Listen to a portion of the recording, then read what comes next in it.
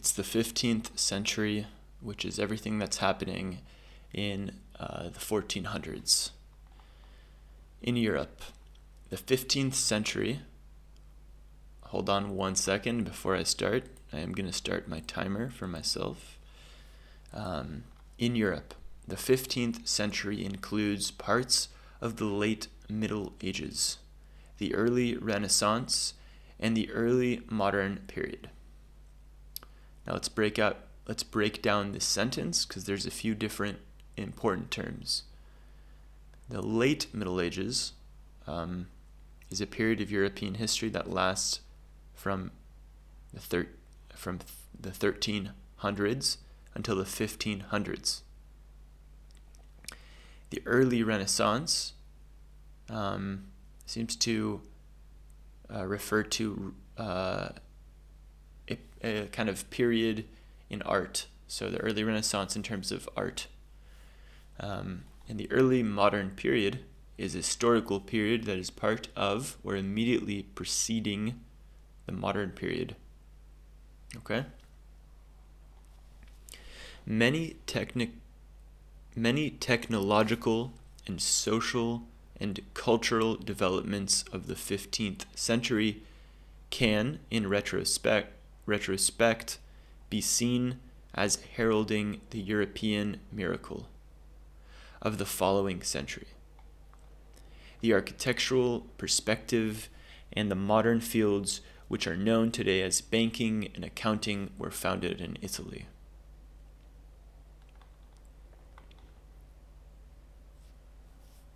The European miracle, it has its own wiki.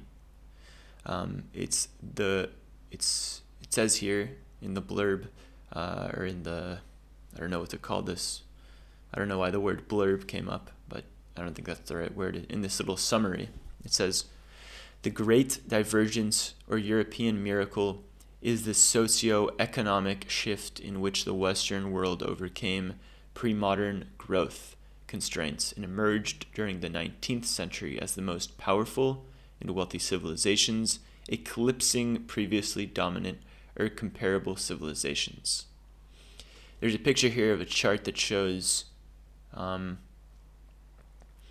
different nation states and the way that they sort of, it seems like Europe comes out on top here. Reminds me of a book by called Guns, Germs, and Steel.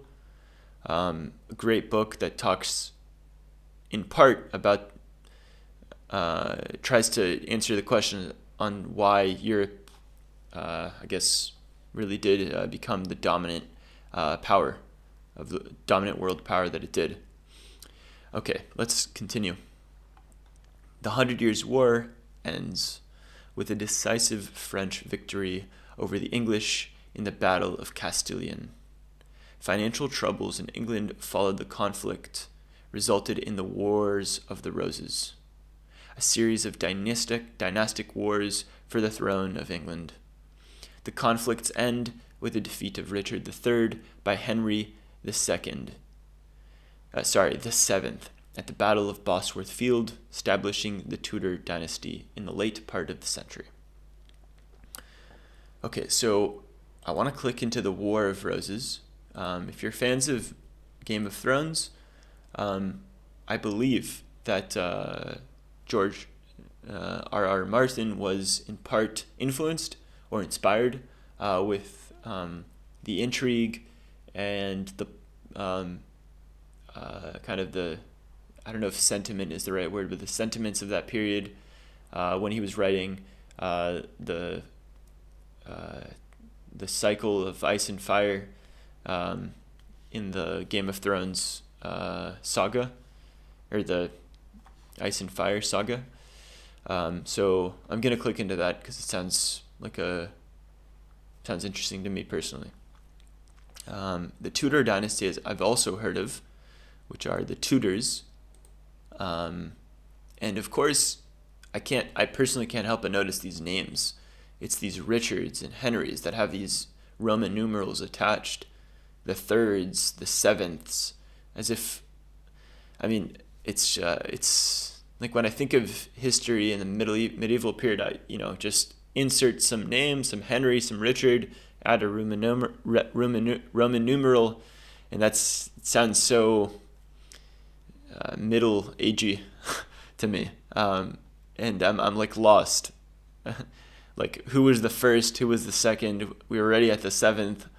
All this stuff is happening. Of course, I'm not really reading the histories. I'm just reading the first few paragraphs of Wikipedia's history, which, by the way, I will add that this article needs verification. So this isn't a good, this is a disclaimer. This isn't like a featured article or anything like that. This is this article has problems. But I digress. Constantinople, known as the capital of the world, and the capital of the Byzantine Empire, fell to the emerging Muslim Ottoman Turks, marking the end of the tremendously influential Byzantine Empire, and for some historians, the end of the Middle Ages. How cool. It's an interesting bookend to end the Middle Ages. That's the fall of the Byzantines. This led to the migration of Greek scholars and texts to Italy, while Johannes Gutenberg's invention of a mechanical movable type began the printing press.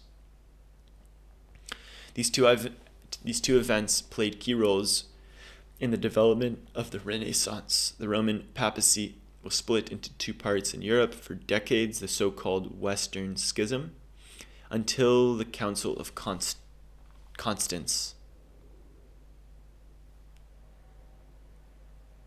I'm curious if the Western Schism refers to the schism between like Catholicism and Eastern Orthodoxy. I don't think it's that. I think this is something else, like another schism within like the Western Catholicism.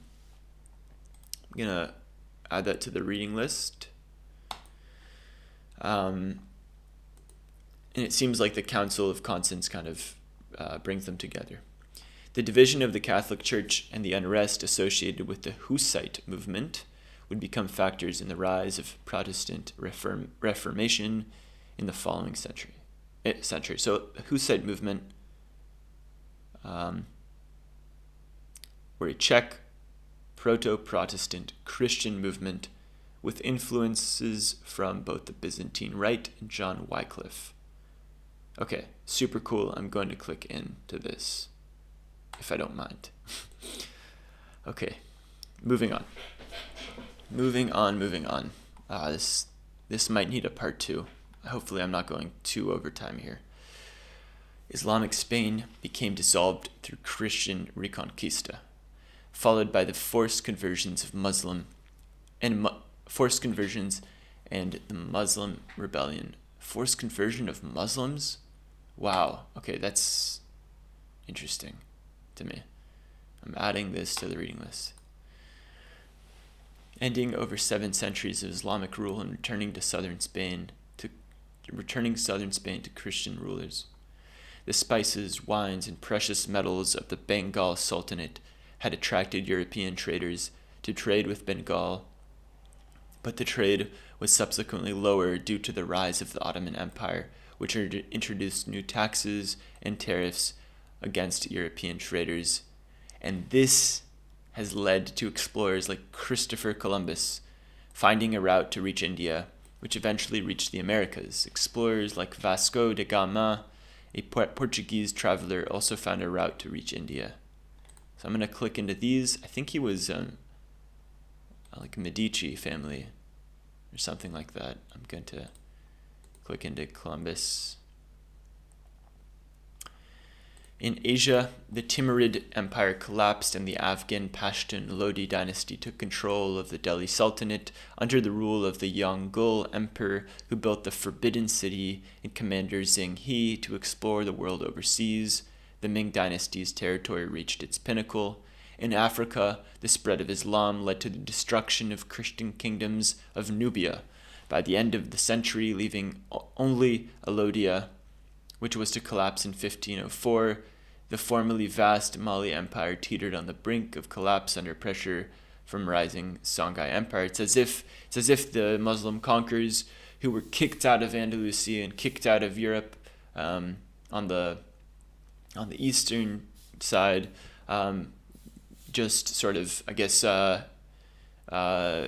focused their energy on conquering Africa, and the kingdoms of the Christian kingdoms fell, Nubia and Alodia, which are interesting. They're very niche, but I am curious about them.